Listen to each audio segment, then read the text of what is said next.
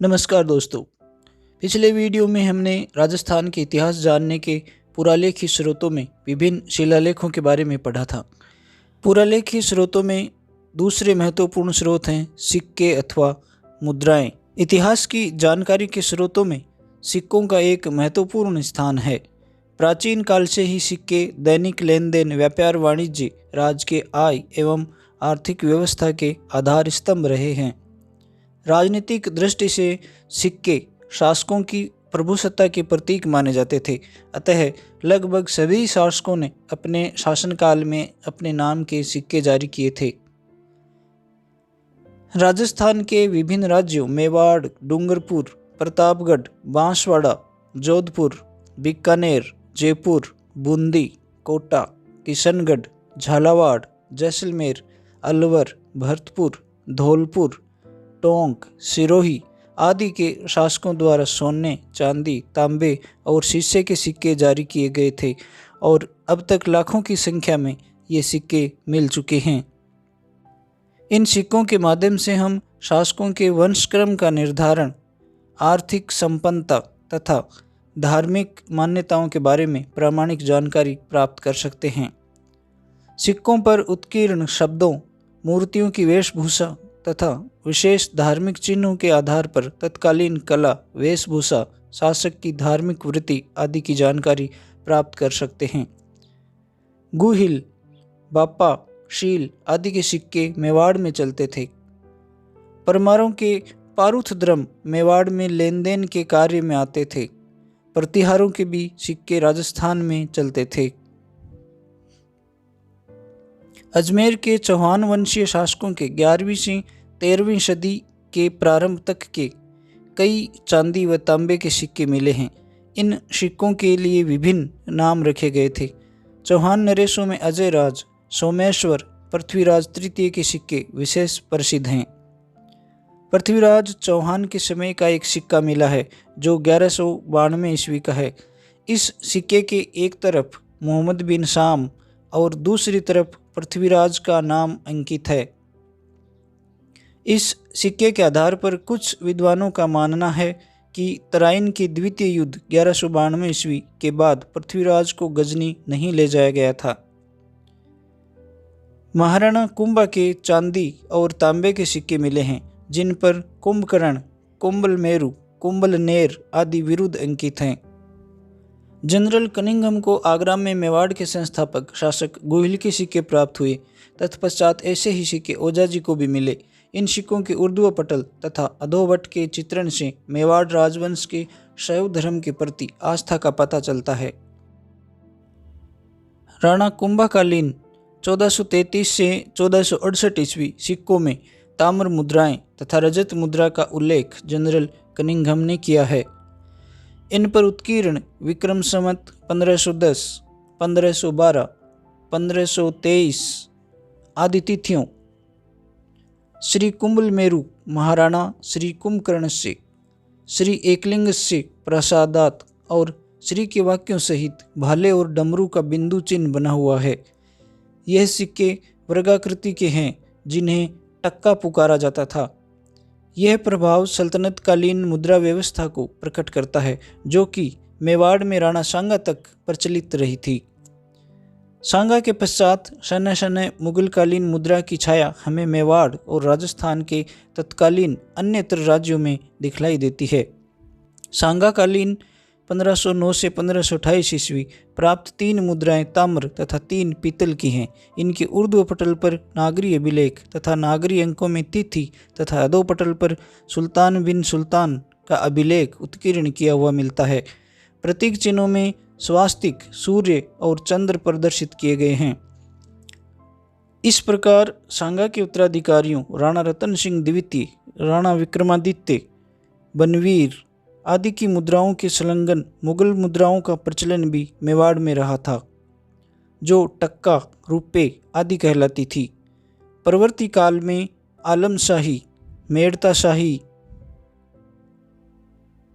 चांदोड़ी, स्वरूप शाही, भूपाल शाही, उदयपुरी, चित्तौड़ी, भीलवाड़ी, त्रिशूलिया, फीतरा आदि कई मुद्राएं भिन्न भिन्न समय में प्रचलित रही। वहाँ सामंतों की मुद्रा में भिंडरिया पैसा एवं सलूम्बर का ठींगला व पद्मशाही नामक तांबे का सिक्का जागीर क्षेत्र में चलता था। राजस्थान के प्राचीन प्रदेश मेवाड़ में मध्यमिका यानी मध्यमिका नामक चित्तौड़ के पास स्थित नगरी से प्राप्त ताम्र मुद्रा इस क्षेत्र को शिवी जनपद घोषित करती है। तत्पश्चात 6ठी-7वीं शताब्दी की स्वर्ण मुद्राएं प्राप्त हुई। अकबर की चित्तौड़ विजय के उपरांत मेवाड़ में मुगल शासकों के सिक्के भी चलने लगे, जिन्हें सिक्का एलची कहा जाता था। बाद में चित्तौड़, भीलवाड़ा और उदयपुर की टकसालों से स्थानीय सिक्के जारी किए गए, जिनको चित्तौड़ी, भीलड़ी और उदयपुरी रुपया कहते थे। राजस्थान की विभिन्न रियासतों में चलने वाले सिक्कों पर मुस्लिम प्रभाव दिखाई देने लगा। महाराणा अमर सिंह की जहांगीर से संधि हो जाने पर मेवाड़ में मुगलिया सिक्के चलने लगे। जोधपुर अथवा मारवाड़ प्रदेश के अंतर्गत प्राचीन काल में पंचमार्क मुद्राओं का प्रचलन रहा था। ईसा की 2री शताब्दी में यहाँ बाहर से आए क्षत्रपों की मुद्रा द्रम का प्रचलन हुआ, जो लगभग संपूर्ण दक्षिणी पश्चिमी राजस्थान में आर्थिक आधार के साधन रूप में प्रतिष्ठित हो गई।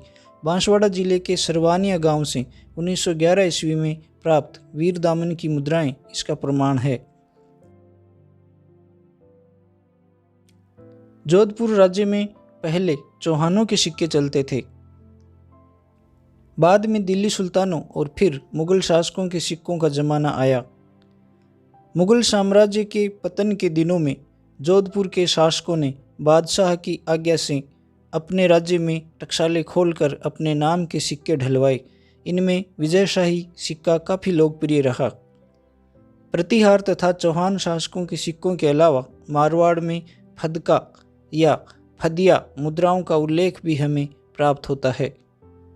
मुगल शासकों के साथ अधिक मैत्रीपूर्ण संबंधों के कारण जयपुर के कछवाहा शासकों के अपने राज्य में टकसाल खोलने की स्वीकृति अन्य राज्यों से पहले मिल गई थी। वहाँ के सिक्कों को झाड़साई कहा जाता था। बीकानेर में भी मुगल शासकों के सिक्के जारी थे। सर्वप्रथम महाराजा गजसिंह को बादशाह आलमगीर से सिक्के बनाने की स्वीकृति मिली। उसके बाद से वहाँ के शासकों ने अपने नाम के सिक्के ढलवाने जारी रखे। राजस्थान के अन्य प्राचीन राज्यों में जो सिक्के प्राप्त होते हैं वे सभी उत्तर मुगल काल या उसके पश्चात स्थानीय शासकों द्वारा अपने अपने नाम से प्रचलित कराए हुए मिलते हैं।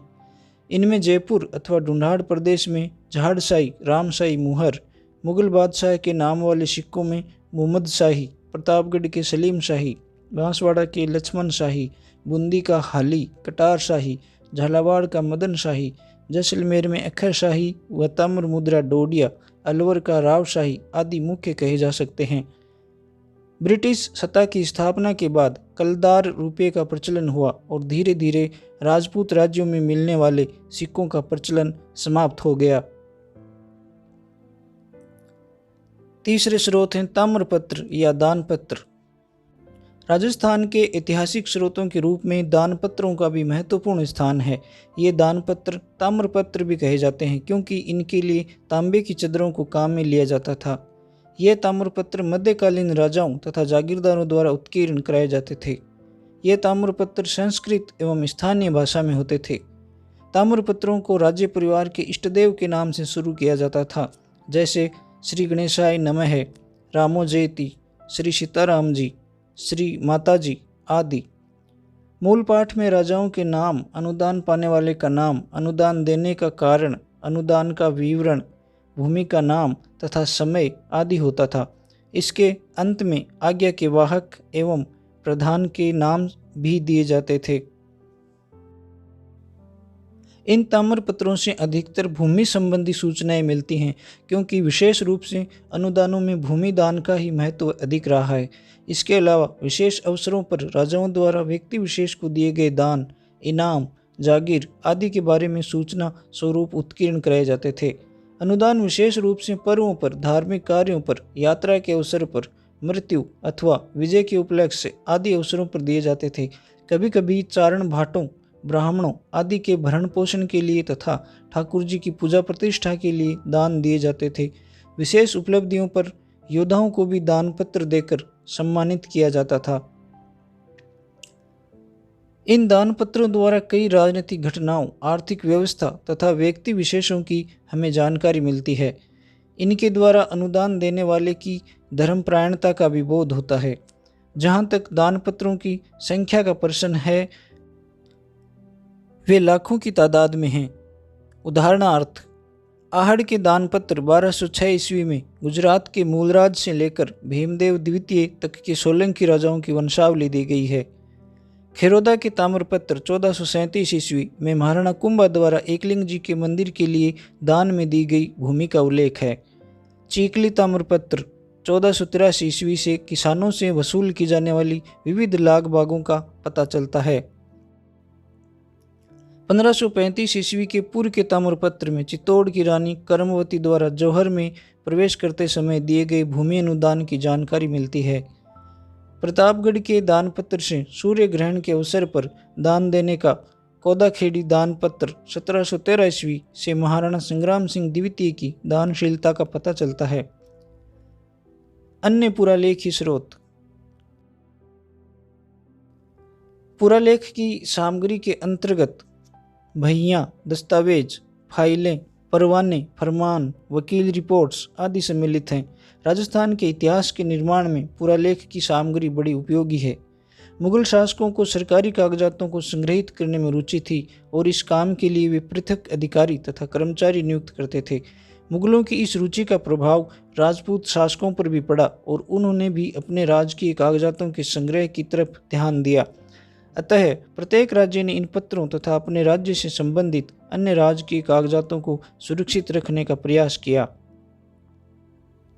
राजस्थान में मुगल शासकों के प्रभाव तथा उनसे प्रशासनिक संबंधों के कारण 16वीं शताब्दी के पश्चात विभिन्न राज्यों में राजकीय पत्रों और कार्यवाहियों को सुरक्षित रखने का कार्य प्रारंभ हुआ। मालदेव मारवाड़ राज्य का प्रथम प्रशासक था, संभवतः जिसने मुगल बादशाह हुमायूं के पुस्तकालयाध्यक्ष मुल्ला सुर्ख को रिकॉर्ड संग्रह अथवा पुस्तक संग्रह हेतु अपने राज्य में नियुक्त किया था। 1562 ईस्वी से आमेर के राजघराने और अकबर के अंतिम दिनों तक राजस्थान के अधिकांश शासकों ने मुगल शासक अकबर के समक्ष समर्पण कर दिया था। उसके पश्चात वे मुगल प्रशासन में मनसबदार, जागीरदार आदि बनाए गए। इस प्रकार राजस्थान के राजघरानों में उनके और मुगल शासन के मध्य प्रशासनिक कार्यवाहियों का नियमित रिकॉर्ड रखा जाने लगा। ऐसे ही राज्यों और उनके जागीरदारों के मध्य भी रिकॉर्ड जमा हुआ। यद्यपि 18वीं सदी के राजनीतिक उथल-पुथल और मराठों की घुसपैठ, पिंडारियों की लूट खसोट के परिणाम स्वरूप बहुत सी पुरालेख सामग्री नष्ट हो गई, फिर भी कुछ अवशेष रह गए। 19वीं शताब्दी के उत्तरार्ध में रियासतों के राजस्थान राज्य में विलय होने तक का रिकॉर्ड प्रचुर मात्रा में मिलता है। इसे रियासतों द्वारा राजस्थान सरकार को राज्य अभिलेखागार हेतु समर्पित कर दिया गया।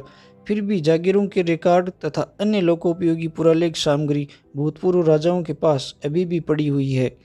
19वीं और 20वीं शताब्दियों का पुरालेख साहित्य आज भी राजस्थान राज्य के केंद्रीय पुरालेख विभाग बीकानेर में सुरक्षित है। इसी प्रकार ब्रिटिश सरकार और राजपूत राज्यों का पत्र व्यवहार तथा राजपूत राज्यों में नियुक्त ब्रिटिश रेजिडेंटों तथा एजेंटों द्वारा अपनी सरकार को प्रेषित रिपोर्ट राष्ट्रीय अभिलेखागार नई दिल्ली में सुरक्षित है। इस प्रकार से उपलब्ध पुरालेख सामग्री के वैज्ञानिक अध्ययन से राजस्थान के राजनैतिक, सामाजिक, आर्थिक तथा सांस्कृतिक इतिहास के निर्माण में महत्वपूर्ण सहायता मिलती है। 1585 ईस्वी से 1799 ईस्वी के मध्य दिल्ली बादशाहों द्वारा लिखे गए 140 फरमान, 18 मंसूर तथा 132 निशान जयपुर रिकॉर्ड में सुरक्षित थे। 3 निशान 37 फरमान जोधपुर रिकॉर्ड में तथा 1 फरमान 8 निशान सिरोही रिकॉर्ड में सुरक्षित थे। यह सामग्री अब राजस्थान राज्य अभिलेखागार बीकानेर में संरक्षित की हुई है। फारसी भाषा में लिखित फरमान, मंसूर, रुक्का, निशान, हस्बुल हुक्म, इंशा और रुक्केयात तथा वकील रिपोर्ट महत्वपूर्ण पुरालेख सामग्री है।